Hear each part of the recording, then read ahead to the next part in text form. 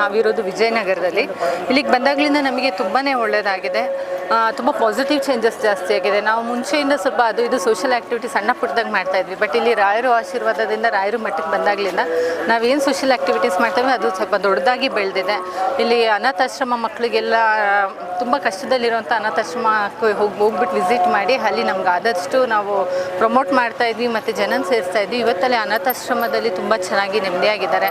ಮತ್ತು seed ball sponsors ಮಾಡ್ತೀವಿ. ಪ್ರತಿ ವರ್ಷ 3 ತಿಂಗಳು ಸೀಡ್ ಬಾಲ್ಸ್ ಮಾಡ್ತೀವಿ, ಅದು ಮಳೆ ಸೀಸನಲ್ಲಿ.